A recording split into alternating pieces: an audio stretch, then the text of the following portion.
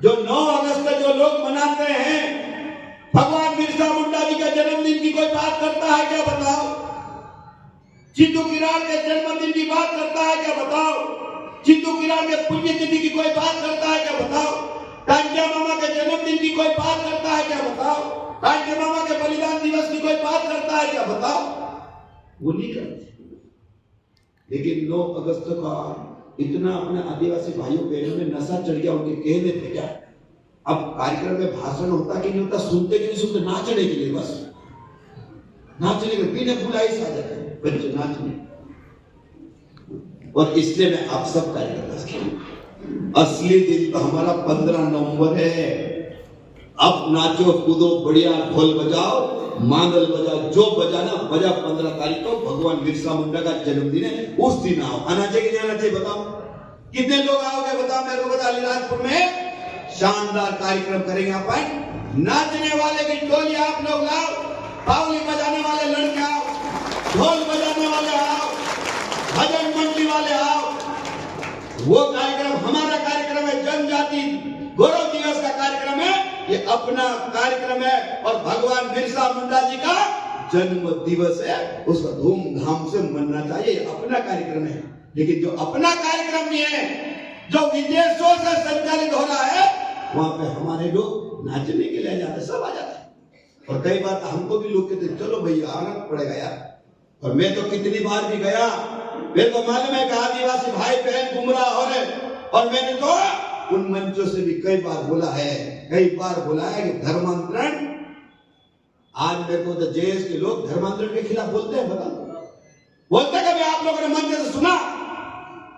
9 अगस्त को इतने बड़े कार्यक्रम होते हैं और आदिवासी समाज के नाम से होते हैं, आपने देखा होगा। लेकिन धर्मांतरण के खिलाफ कोई भी नहीं बोलता, ईसाई के खिलाफ कोई बोलता नहीं। बोलता मतलब क्या है? नहीं बोलता उनके खिलाफ का मतलब क्या है? नहीं उनके खिलाफ बोलता, इसका मतलब ये ईसाइयों से मिले हुए लोग हैं। ये बात मानते कि नहीं मानते बताओ? आप लोग कितने लोग मानते हैं? हाथ खड़े करके बताओ। ये धर्मांतरण के खिलाफ नहीं बोलते, मतलब ईसाइयों से मिले हुए लोग हैं, उनके पास ईसाइयों का फंडिंग आता है, पैसा आता है, इसलिए वो नहीं बोलते। ये तो आदिवासी की बात को करते हैं। लेकिन आदिवासी को कमजोर कौन कर रहा है? आदिवासी को धर्मांतरित कौन कर रहा है? उसके खिलाफ एक लफ्ज भी नहीं बोलते। इसका मतलब है कि पीछे से उनसे पैसा लेते ये लोग। ये हमको विचार करना पड़ेगा, हमको समझना पड़ेगा। आप बता मेरे भाइयों बहनों, एक जमाने में 2017 का मैं ये भी चला था कि हम राम राम नहीं बोलना, मंदिर नहीं जाते थे लोग। और हमारे आदिवासी भाई बहन, हम बाबा देव को पूछते हैं, खत्री को पूछते हैं, हनुमान जी को पूछते हैं, राम राम बोलते हैं। हम राम राम बोलते। आप बताओ अलीराजपुर जिले में एक बात बताओ मेरे को, मेरी भी 48-49 साल की उम्र है। आप विचार करो, अपन जब भी मिलते हैं अभिवादन क्या होता हमारा? राम राम होता है। उठो तो राम राम, बैठो तो राम राम, खाओ तो राम राम, पियो तो राम राम। और दुश्मन को भी राम राम बोल दो। अगर तीर कमान लेके खड़ा मारने के लिए और उसको राम राम कह दो, तो तीर कमान से तीर नीचे उतर जाता है। इतनी राम में इतनी ताकत, इतनी शक्ति है। और ये लोग क्या कहते थे? ये लोग क्या कहते थे कि राम राम नहीं बोलना। आज भी मैं मोबाइल, फेसबुक, व्हाट्सएप पे देखता हूं, राम राम नहीं बोलते। क्या बोलते वो लोग? जय जोहार। हम जय जोहार शब्द का मैं कभी विरोध नहीं करता, वो झारखंड का शब्द है, मंडला डिंडोरी में बोलते हैं। लेकिन अपने कभी सुना बोलते हैं? अपने तो कोई धार डालते, कोई वो लेते ना, जवार माता कसम खाते हैं, जवार माता की कसम खाते। जब बोलते जवार माता, भगवान की कसम खाते, उसमें भी बोलते जवार माता। बोलते कि नहीं बोलते बताओ? लेकिन अभिवादन में हमारे आदिवासी, अलीराजपुर, झाबुआ, बड़वानी, खरगोन के लोग कभी शब्द में, अभिवादन में कभी जय जोहार बोलते आप लोगों ने सुना? हमने कभी नहीं सुना। लेकिन ये लोग भगवान राम से हमको दूर करना चाहते हैं। भगवान राम से दूर करना चाहते हैं, सबरी माता से दूर करना चाहते हैं। इसलिए जय जोहार शब्द का प्रयोग कर रहे, आने वाली पीढ़ी जय जोहार बोलेंगे तो राम भगवान को लोग मानने वाले कम हो जाएंगे। लेकिन तुमको मालूम है राम भगवान के 5 साल बाद में अयोध्या में राम मंदिर बना कि नहीं बना, बताओ। ये लड़ाई छोटी मोटी नहीं थी, अरे कई पीढ़ी बुझ गई है। आपको मालूम है अंग्रेजों का राजा है, उससे पहले मुगलों का राजा आया था। मुगलों ने इस देश पे 600 साल राज किया और मुगलों ने हमारे भारत में हिंदुत्व को मिटाने के लिए खूब कोशिश की। भगवान के मंदिर तोड़ दिए। आज ये मूर्तियां जमीन के अंदर मिल रही है, खेड़ा में मिल रही है, कुएं में मिल रही है, बावड़ियों में मिल रही है। ये मूर्तियां आज भी मिल रही है कि नहीं मिल रही, सबूत है कि नहीं है, बताओ है कि नहीं। आज मैं आप सब भाई को कहना चाहता, आज जमीन के अंदर मूर्तियां मिल रही है, बावड़ियों के अंदर मूर्तियां मिल रही है, हनुमान जी की मूर्तियां मिल रही है, विष्णु भगवान की मूर्तियां मिल रही है। ये मूर्तियां आई कहां से, बताओ।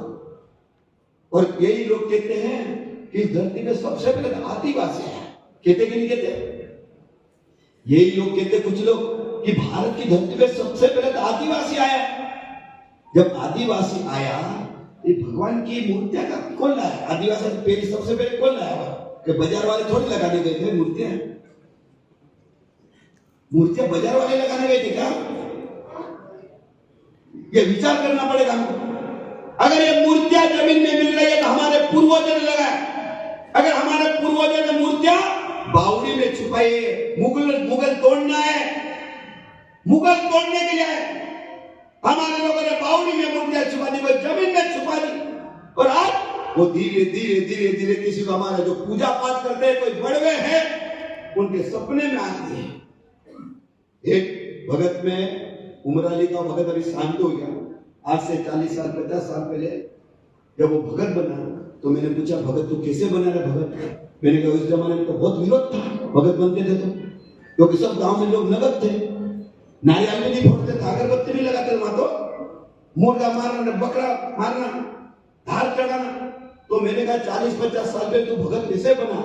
तो मैंने उसने कहा भगत ने कि भैया मेरे को सपना आया था। बोले मेरे को सपना आया कि सपना है तो बोले कि मैं नर्मदा जी में डुबकी लगाऊं तो मेरे को वही जगह शिवलिंग मिलेगा। तो मैं नर्मदा जी में गया और मैंने डुबकी लगाई, पूजा की, डुबकी लगाई तो मेरे हाथ में शिवलिंग आया। और शिवलिंग आया तो मैं शिवलिंग लेके घर पर आया तो मैंने पूजा पाठ करना चालू कर दी, दारू छोड़ दिया, मटन छोड़ दिया और मैं पूजा करते करते भगत बन गया। तो मैंने उस भगत से पूछा, क्यों भगत तू भगत बना होगा, समय तो बहुत विरोध हुआ होगा। तो उन्होंने बोला भैया भयंकर विरोध। बोले मेरे को गांव के लोगों ने मारा भी, पीटा भी और बाहर कर दिया। तो ऐसे संघर्ष करते करते करते इस धर्म की रक्षा हुई है। और इसलिए मैं आप सब मित्रों से कहना चाहता हूं कि धर्म के लिए हमको एकजुट होना पड़ेगा, एकजुटता के साथ आगे बढ़ना पड़ेगा। और इसलिए मैं आप सब कार्यकर्ता से कहना चाहता हूं कि धर्म के लिए और धर्मांतरण के लिए हमको सबको एकजुट होना पड़ेगा।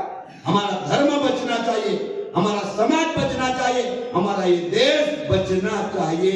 ये देश बचना चाहिए कि बचना चाहिए, बताओ। आज तुम लोग बताओ, मैं एक बात और बताऊं, कांग्रेस के लोग भी कभी देखना